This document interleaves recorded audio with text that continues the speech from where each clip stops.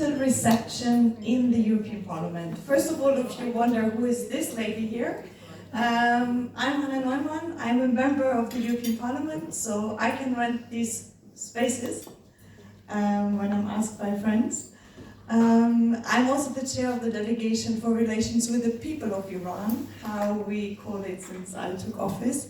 And this is why when Anireza Afandi, a Swedish member of parliament, whom I think most of you already met in the event before, and who is working also for a democratic and free Iran, told me he will be in town and whether we want to host together a reception in the parliament, I said yes. I think that is a brilliant idea because we can never build enough alliances for a free and democratic Iran.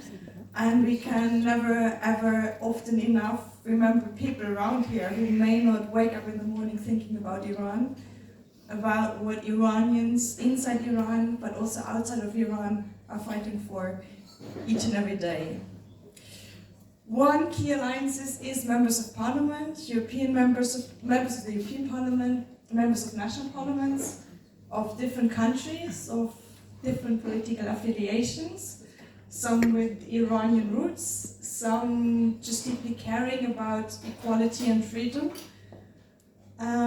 So that's why your presence here, I think, is very important, and I very much appreciate that even though you're a member of the National Parliament, always think about the role and understand the role that the European Union can play geopolitically, but also when it comes to sanctions, when it comes to terror listing, and the power we hold when we stand together as 27. So I'm very glad you are here and you came here and you gave me the chance to host you.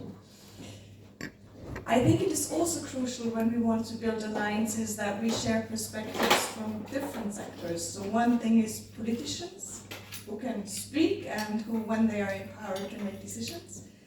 But another one is journalism and research. So those that give us the information on which we can base proper decisions, and I'm very happy that we have Layli Nikunazar, and you will correct me how to do that. Layli with us tonight, who through her analysis and writing exposes human rights abuses in Iran to readership, again, all around the world. And I think these alliances all around the world are crucial. And the arts. It's a whole new dimension. We can speak. But sometimes, well, I try to learn Farsi, doesn't work too well. But when you see images and pictures, you don't need the language to speak the same language. You just see that and you feel that, and repression as well as hope is something that can be transported in a very good and inspiring way in pictures. And I would like to thank you, Mariam, for your pictures and also for sharing your perspective later on with us on how we can build alliance across all these different sectors.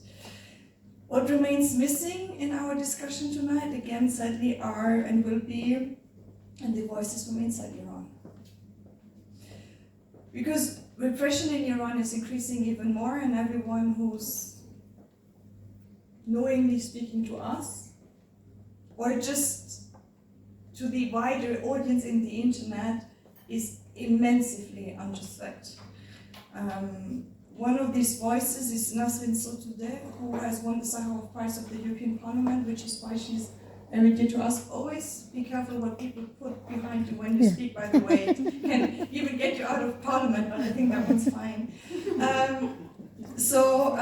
One of them is Nasrin Sotoudeh, who won the Sakharov Prize in 2012 of the European Parliament, her son was beaten up on the weekend in front of her eyes, just because he wanted to visit his father in prison, as was promised by the regime.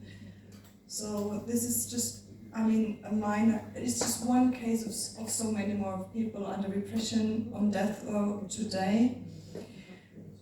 And that's why I want to say a thank you to all of you who raise and represent the voices of Iranians and of all those who want to build alliances for free and democratic Iran today, and to all of you who we put our heads together to brainstorm what we can do, to sometimes debate what we can do. Debate is needed, and to promote ideas on how we can bring this brutal regime to an end. And I think that is the goal that we all share in here. And with this, I would like to hand over to my colleague Ali Reza, who will, I think, summarize the debates that you had in Parliament here today, and then to Leili and Mariam, who will share their perspectives, and then we're just free to mingle and connect and brainstorm even more how we can make this regime go away.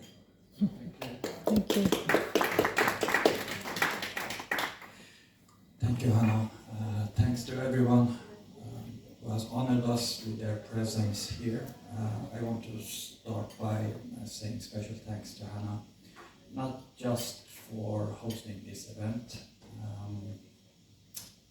I really want to thank you deeply from my heart for your engagement, consistent engagement during these 2 years.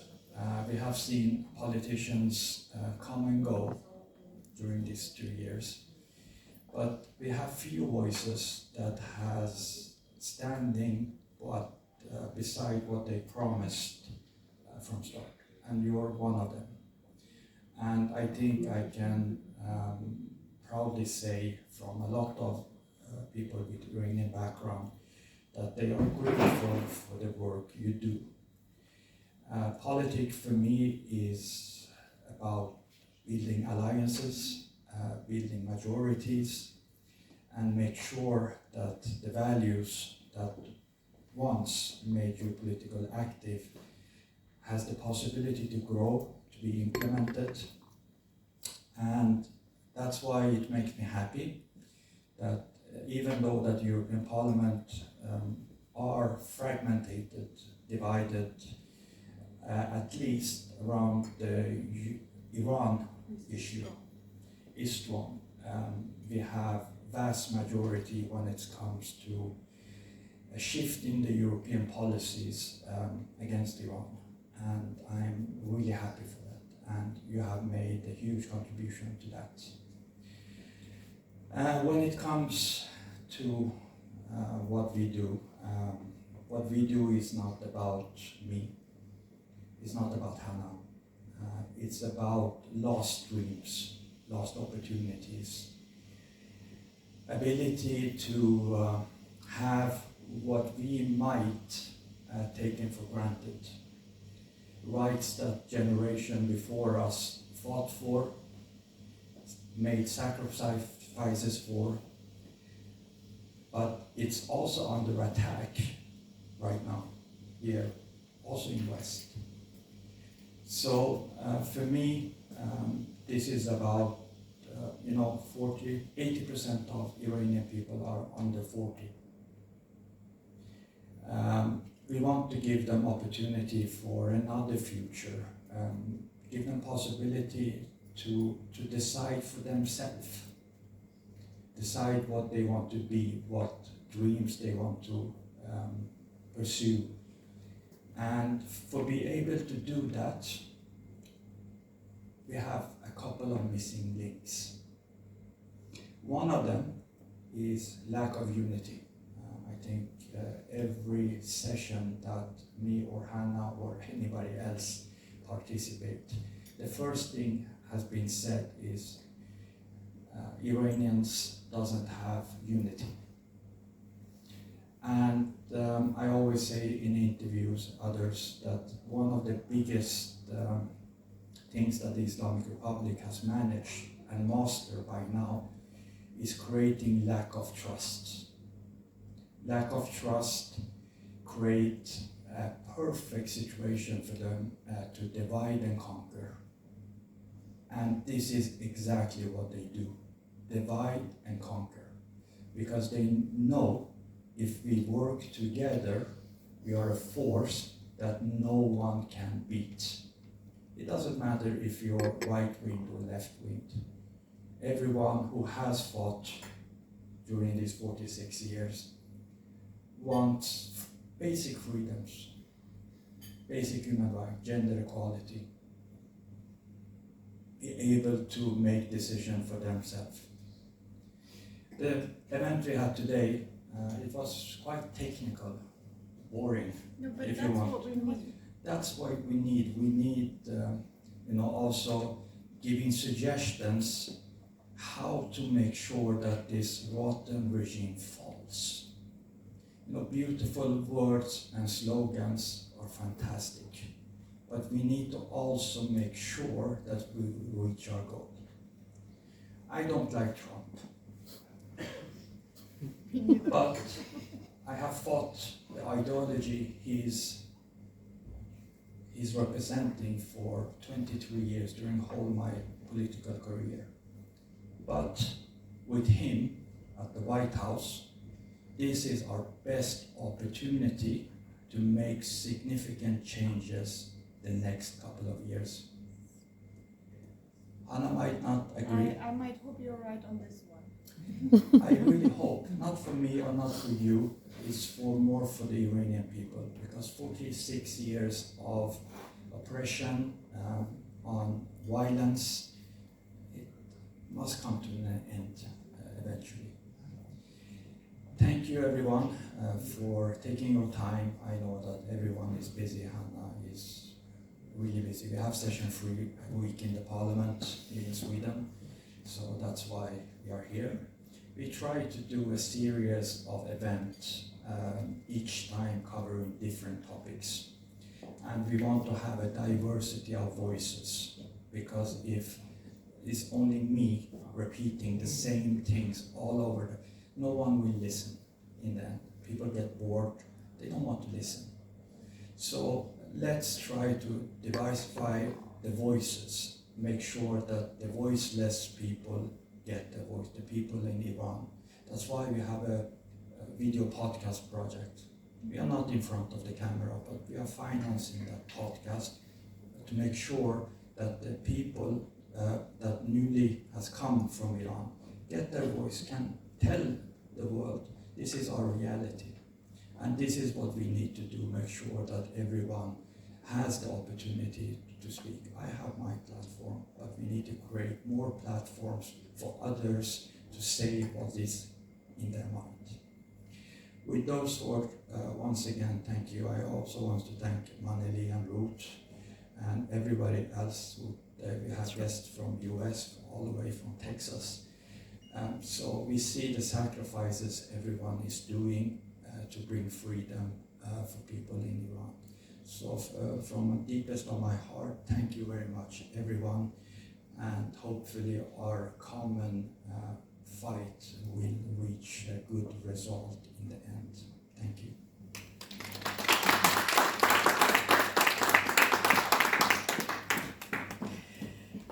Thank you. And now we also speak about building alliances across sectors. So I would actually like to have Leili and Mariam coming forwards to share a few thoughts from their perspective, also to enrich the discussion over nipples and dimples and whatnot later on. Do you want to start? Sure, why not? Hello everyone, and thanks for having me. I'm so happy that I'm here, and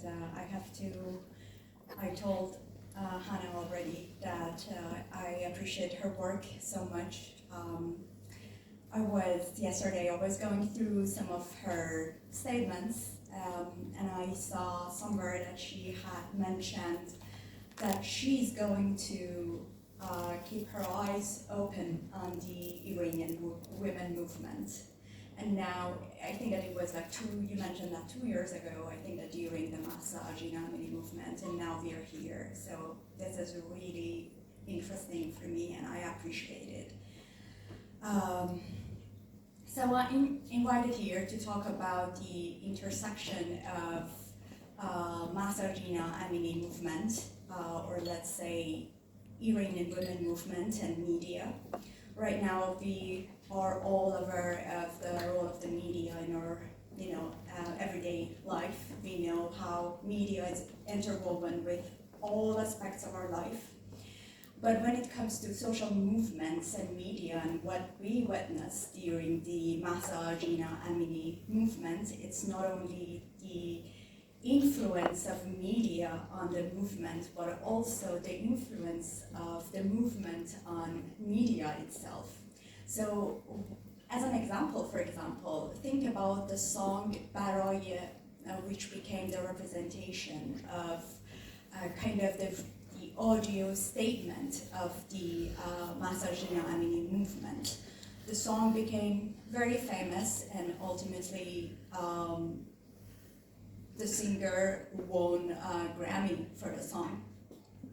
So the song was basically the combination of users' tweets on Twitter.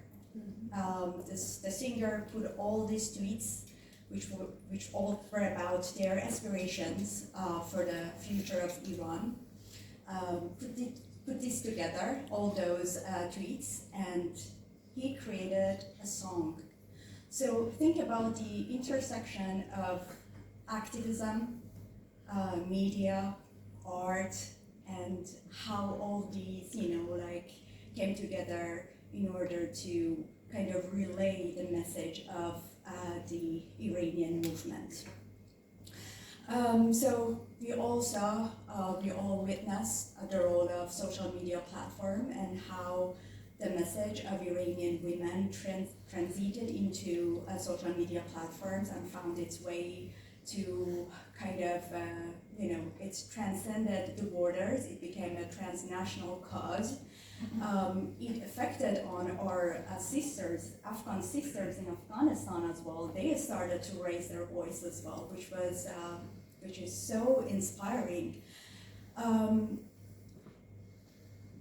What happened afterwards, of course, given like the whole suppression, the whole harsh, violent oppression that came afterwards, what we could predict and expect was indeed disappointment. It happened. Like any other social movement, it had and it has its ebbs and flows. But what is happening nowadays in Iran and in public spaces is a continuous fight of ordinary women. When we talk about women movements, sometimes we only think about women rights activists, but we are talking about ordinary women on the streets and in public spaces. And these before it was kind of slow encroachment towards rights, but right now it's a real fight.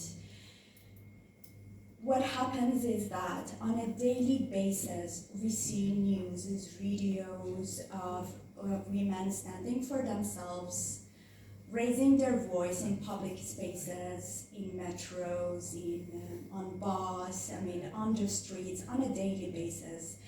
And it's incredible bravery when I compare them to my generation. Right now they have acquired a language, they know what they want. So when they are just kind of confronted with statements like, hey, this is the law of the country, this is the regulation, and you have to cover your hair, they know the language, they have a language right now. They would say, this is a discriminatory law and I'm not gonna obey. When I compare that to my generation, we didn't have this language. We couldn't put it into words, we couldn't verbalize, we couldn't vocalize. But this is happening right now on a daily basis. And the bravery itself is something that we have to, when it comes to women's rights movement in Iran, this is all we have to think about. The last point that I would like to mention is that in this uncertain, harsh world that we are right now, we are living in, pretty unpredictable world that we are living in, what we need is that we keep our eyes open on the Iranian women movement and what's happening. Media most of the times give us like kind of fragments and pieces of what is happening. So sometimes if we fail to understand and see that holistic, larger image of what is happening, but you should know that that is a real everyday fight on the streets in Iran, and we have to kind of push our agenda, kind of invite European politicians to step up now, like given what's going on right now, to step up and push the agenda, help the Iranian women be seen and heard and understood. Thank you so much.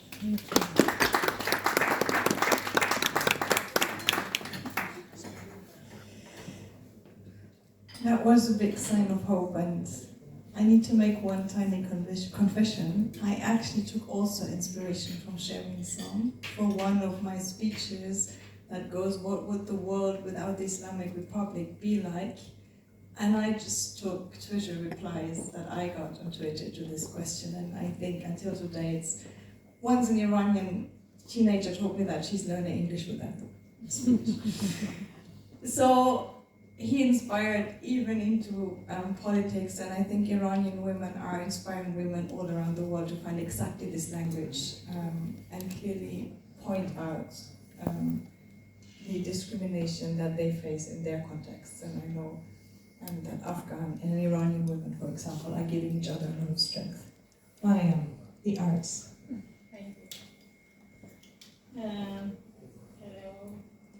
Actually, I'm an artist and I'm not a speaker, but I will read it from my notes. That's good. My name is Mariam Beghi and I'm an artist from Iran. Through my work, I try to tell stories of my people, especially women and children who were under the suppression. Recently, I illustrated the book of Hasti. Hasti Hossein Panahi is a Kurdish teenager who during the women life freedom movement suffered the brain injury after being adopted by regime forced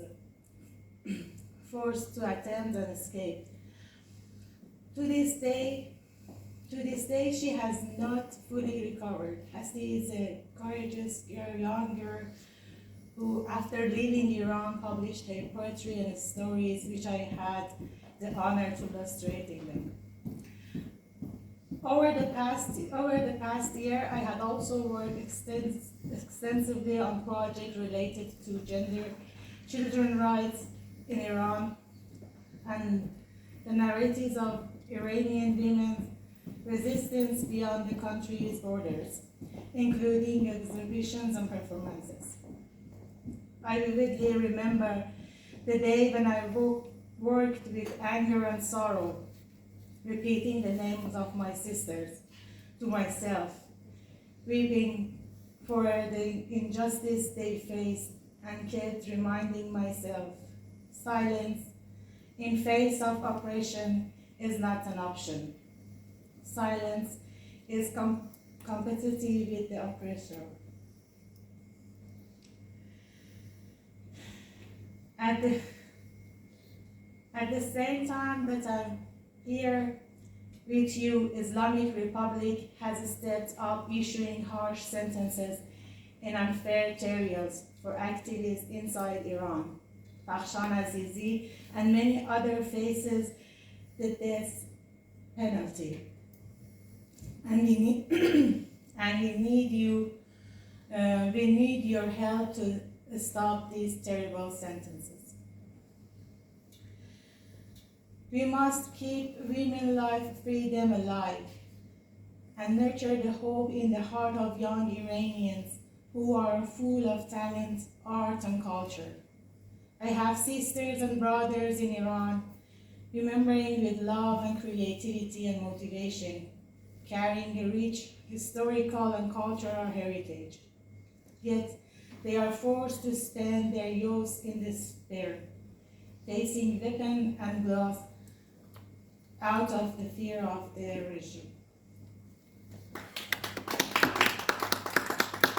Thank you so much for bringing the statement and also the reason why you managed all this strength to paint these pictures, knowing the kind of repression that this means, and I hope that soon we will have possibility to show them really, really huge, and we will make this possible. Thank you for all coming here, for sharing these different perspectives and stories. Thank you for always working and pushing us on the European level. Maybe not myself, but many lead this year, and some of them sit at the Rond-Point Schumann. And I would just say, let's exchange amongst each other, have another drink or another little food, and well, let's come together either to continue the fight or celebrate at one point or another. I'm just coming back from Syria, and everybody said this guy will never leave. And I stood in Sednaya prison, and I was thinking of Edwin. So freedom will come, maybe when we expect it the least. Thank you all.